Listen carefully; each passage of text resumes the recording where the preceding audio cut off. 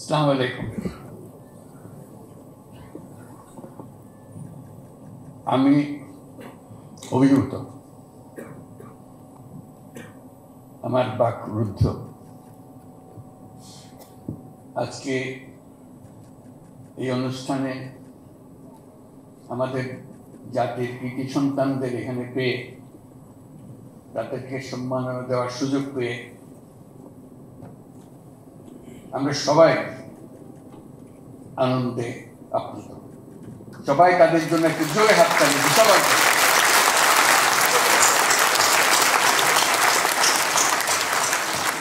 বিশেষ করে নারী ফুটবল টিমের জন্য। তারা আমাদের হৃদয়ে স্থায়ীভাবে আসন নিয়েছে।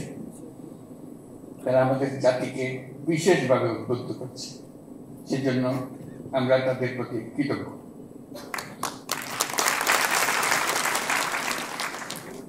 প্রিয় সুধীবৃন্দ, দেশের বরেণ্য ব্যক্তিত্ব যারা আজ 21শে পদকে ভূষিত হয়েছেন, তাদেরকে দেশবাসীর পক্ষ থেকে অভিনন্দন জানাচ্ছি। আপনাদের অবদানের জন্য জাতি বিশেষভাবে কৃতজ্ঞ। আপনারা জাতির পথ প্রদর্শক। আপনাদের অবদানে উদ্বুদ্ধ হয়ে জাতি দৃঢ় বিশ্বাসে জাতিপুঞ্জের মজলিসে ক্রমাগতভাবে উন্নততর অবস্থানে নিজেকে প্রতিষ্ঠিত করবে। গত বছরের 5ই অগাস্ট ছাত্র শ্রমিক জনতার অভ্যুত্থানের মধ্য দিয়ে আমরা পেয়েছি এক নতুন বাংলাদেশ। এই বিজয়ের মধ্য দিয়ে সুযোগ এসছে এই নতুন বাংলাদেশ নির্মাণের। আজ এই পদক প্রদান অনুষ্ঠানে আমি গভীর শ্রদ্ধা করে স্মরণ করছি দেশমাতৃর জন্য বিভিন্ন লড়াই সংগ্রাম, 52 ভাষা আন্দোলন, 71-এর মহান মুক্তিযুদ্ধ এবং 24-এর গণ অভ্যুত্থানে যে সকল সাহসী ছাত্র শ্রমিক জনতা প্রাণ বিসর্জন দিয়েছেন এবং আহত হয়েছেন, তাদের সকলকে। দেশের পরিবর্তিত পরিস্থিতিতে এবারের অমর একুশে নতুন তাৎপর্য নিয়ে আমাদের সামনে উপস্থিত হয়েছে। আমরা জানি 21শে ফেব্রুয়ারি আমাদের আত্মপরিচয়ের অবিনাশী স্মারক। আমাদের স্বাধিকার চেতনার প্রাণ প্রবাহ 21শে ফেব্রুয়ারি।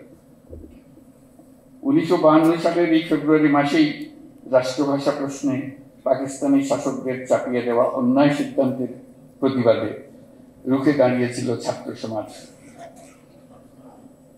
ঢাকার রাজপথে বুকে তাজা রক্ত ঢেলে বাংলা ভাষাকে রাষ্ট্রভাষা হিসেবে প্রতিষ্ঠিত করেছিল।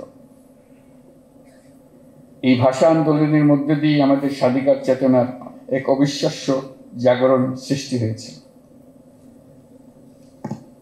আমরা এখন অতীতের যে কোনো সময়ের চাইতে বেশি শক্তিশালী, উদ্যমী এবং সৃজনশীল। আমাদের তরুণ প্রজন্মের স্বপ্ন অতীতের যে কোনো প্রজন্মের স্বপ্নের চাইতে দুঃসাহসী। তারা যেমন নতুন বাংলাদেশ সৃষ্টি করতে চায়, তেমনি একই আত্মবিশ্বাসে নতুন পৃথিবীর সৃষ্টি করতে চায়।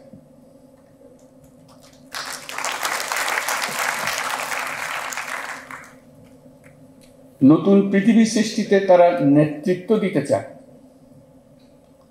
সেই নেতৃত্ব দেওয়ার জন্য তারা প্রস্তুত। ছেলেরাও প্রস্তুত, মেয়েরাও প্রস্তুত। তারা ঘুণে ধরা আত্মবিনাশী সভ্যতার বন্ধন মুক্ত হয়ে তাদের স্বপ্নের নতুন সভ্যতা গড়তে চায়।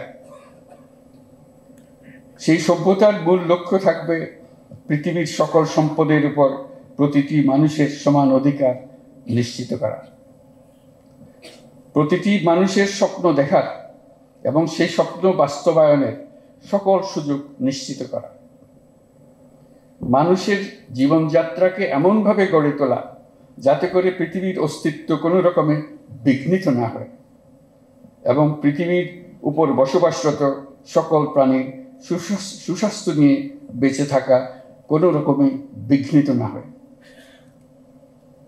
আজ এই মহান শহীদ দিবস ও আন্তর্জাতিক মাতৃভাষা দিবস 2025 উদযাপনের স্মরণীয় দিনে আমরা জাতির এই স্বপ্নের আশু বাস্তবায়ন নিশ্চিত হোক এই কামনা করছি। দেশে যারা আজ জাতির পক্ষ থেকে স্বীকৃতি পেলেন কৃতজ্ঞতা জানাচ্ছি এবং তাদেরকে আবারও অভিনন্দন জানাচ্ছি। মহান আল্লাহ আমাদের স্বপ্ন বাস্তবায়নে সহায়ক হোক। ধন্যবাদ।